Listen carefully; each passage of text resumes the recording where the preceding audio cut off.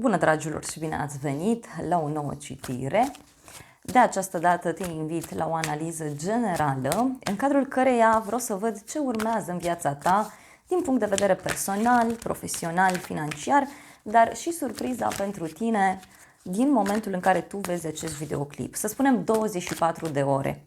Te rog să ții cont de faptul că este o analiză generală, așa că te rog mult să iei de aici doar mesajele care se potrivesc cu sufletul tău. Să vedem, dragii mei, ce trebuie să știți. Îți mulțumesc pentru că mă urmărești, îți mulțumesc pentru că mi ești alături.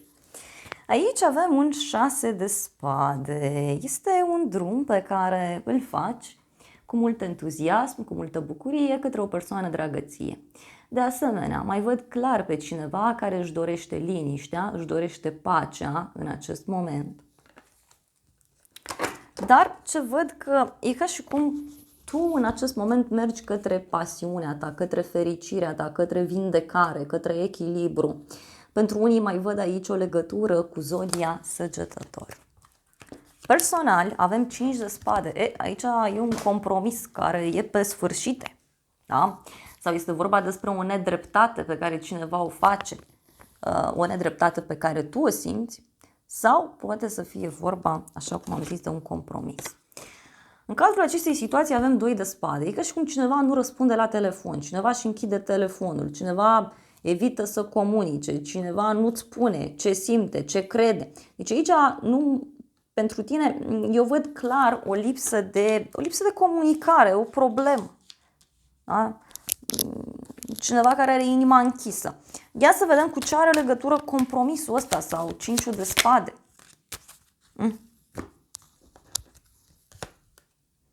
O surpriză în dragoste, da? E ca și cum persoana asta te-a surprins aici cu acest compromis sau te surprinde în acest moment. E ca și cum spui, băi, dar nu vine să cred cum ai reacționat. Pentru unii văd că parcă ați avut recent un fel de dezamăgire în dragoste. Este o persoană care acum vine, acum pleacă. E cineva care așteaptă un cadou, dar pentru unii e ca un triunghi amoros în toată povestea asta. Ia să vedem noi și cu 2 ăsta de spade. Cineva care e într-o casă, e undeva anume și care suspină, plânge și care nu poate să răspundă la mesaje sau poate este o persoană care, știu eu, are o problemă și se află undeva și nu are telefonul alături. Pentru unii. Pentru alții e ca și cum cineva nu-și deschide inima și nu zice ce-l deranjează, ce-l doare, ce-l supără.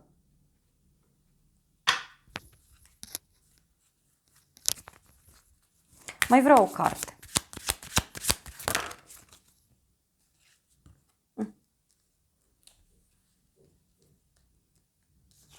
Poate tu aici îți închizi inima, da? Și trăiești, uite, cu speranța. Cu speranța.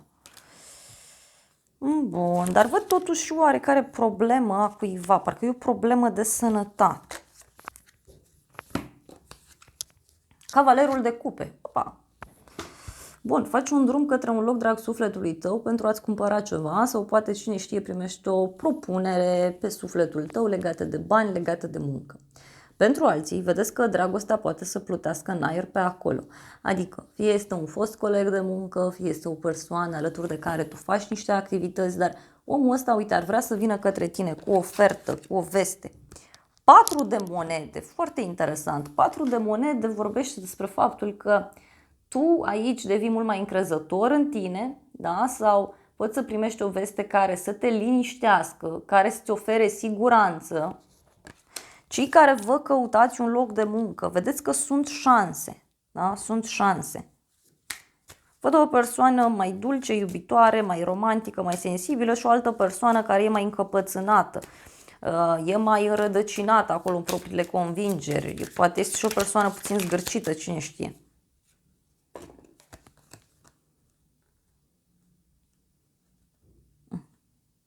Cineva care e supărat aici, e dezgustat, e puțin disperat și persoana asta e ca și cum îți face o invitație, da? Undeva. Că e o persoană care nu are atât de multe gânduri pozitive cu tine. Hai să vedem. 4 de monede.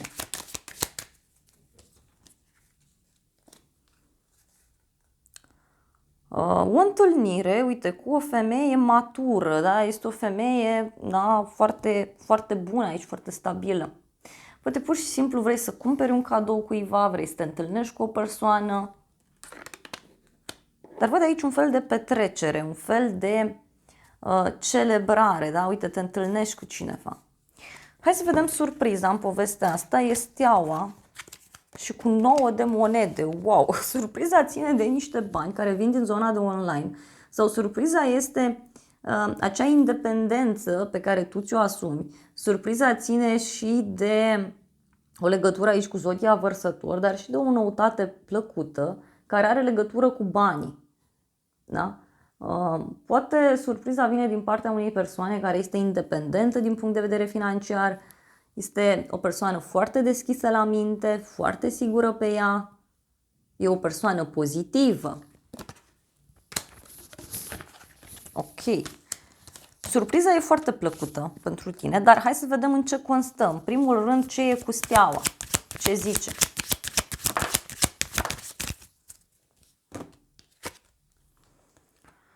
Un soldat, da, și un bărbat, da, și că uite.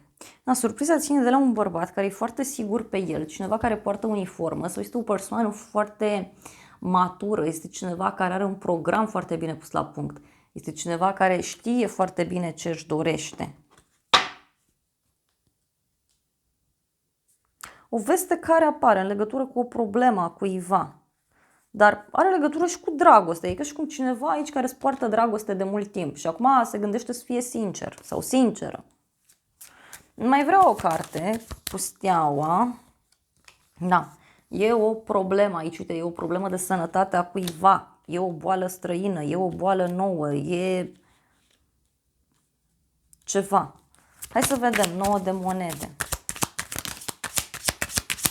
Uite, tu aici primești un cadou, da? Sau o surpriză din punct de vedere material. Da? Un cadou valoros, o surpriză frumoasă.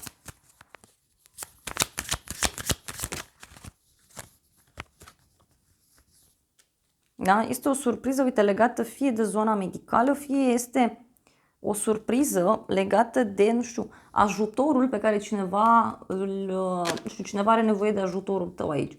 Fie financiar, fie cu o vorbă bună, fie este cineva care are o problemă, văd eu aici, de sănătate sau ceva de genul ăsta. Uite, e un bărbat în vârstă sau cineva care a mai fost căsătorit, cineva care a mai fost poate într-o relație serioasă. Da, și avem aici îndrăgostitul, deci e o persoană aici care, cine știe, poate te urmărește de mult timp și poate nu avea curajul să-ți spună ceva.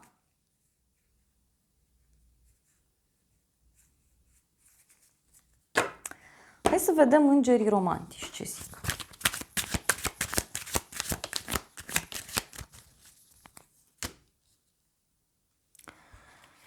Da, aici sunt niște probleme. Uite, avem o relație de codependență, da? Este o relație toxică, bazată, nu știu, fie pe o dependență emoțională, fie aveți niște obiceiuri toxice în comun, niște obiceiuri proaste. Și mai avem mesajul iartă și învață. Pe cât vei face pace cu trecutul, pe atât experiențele tale în dragoste vor fi mult mai frumoase în momentul prezent. Apoi avem factori religioși, ci că iubirea ta este influențată de partea asta spirituală. E ca și cum aveți modalități de a vedea lumea într-un mod diferit. Aveți idei diferite despre viață. Aveți religii diferite, nu știu, ceva e aici.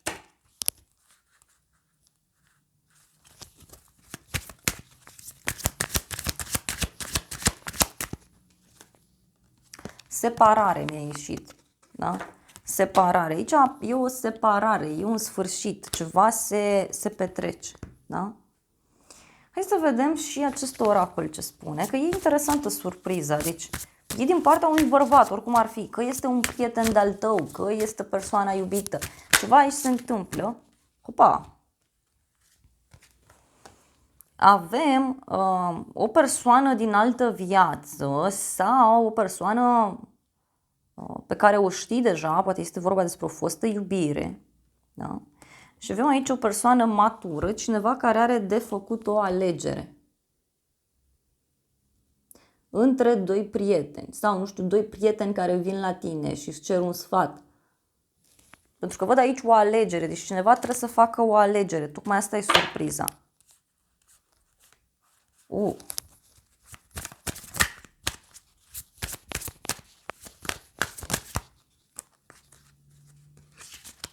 Avem prietenie, internet, deci poate niște mesaje pe care le primești pe internet, poate o invitație pe care o primești, dar e un cadou pur și simplu aici pentru tine.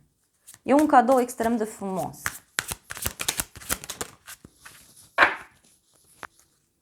Este cineva care să știi că își dorește familie, își dorește casă, își dorește ceva serios, ceva stabil.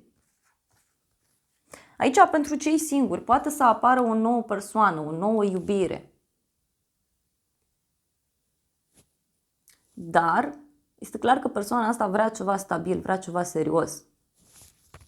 Uite, era 11 și 11 când am zis chestia asta. Foarte interesant, nu?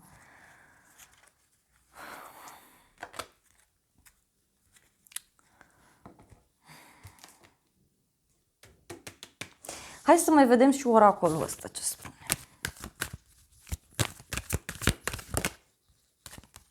Surpriza ține de niște provocări, da? Prin care cineva trece. O alegere. Poate cineva trebuie să aleagă între două lucruri importante.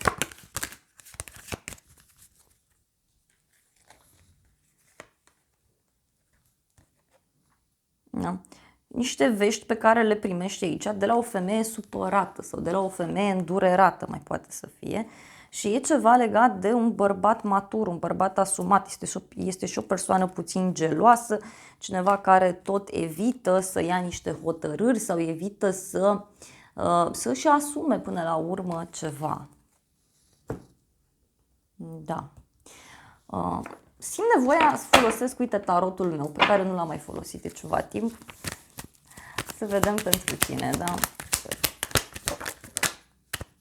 Ei, avem niște intrigi între femei.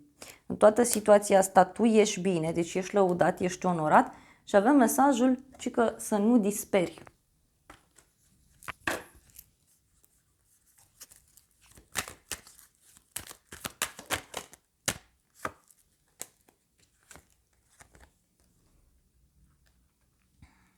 Surpriza ține fie de o întâlnire pe care o ai cu o persoană dragă ție și persoana aia vine și îți spune ceva care te surprinde, dar pentru alții este vorba despre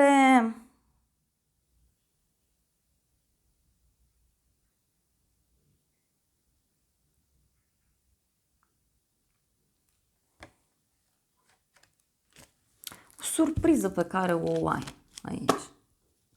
Te duci undeva în vizită, îți vine cineva în vizită. Uite, e o problemă de sănătate a cuiva. Problemă de sănătate. Văd o persoană plăcută, o persoană cu părul deschis la culoare, cineva care este stabil din punct de vedere material aici. Foarte interesant.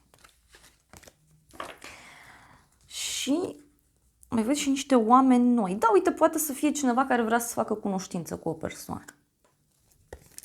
Dragilor, acestea au fost previziunile de această dată. Eu îți mulțumesc pentru atenție, te îmbrățișez cu drag, îți mulțumesc că mi-ai rămas alături până la final.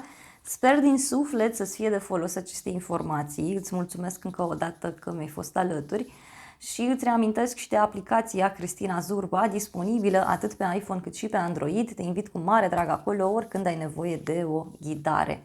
Acolo analizezi relația dintre tine și o anumită persoană, vedem și o citire de viitor, acolo ai ora norocoasă, culoarea norocoasă și așa mai departe. Te îmbrățișez cu drag, te invit și în aplicație, e gratuit, ai link în primul comentariu și să ne revedem cu bine și data viitoare. Eu îți transmit multe gânduri bune, să ai parte de o zi sau de o seară cât mai frumoasă.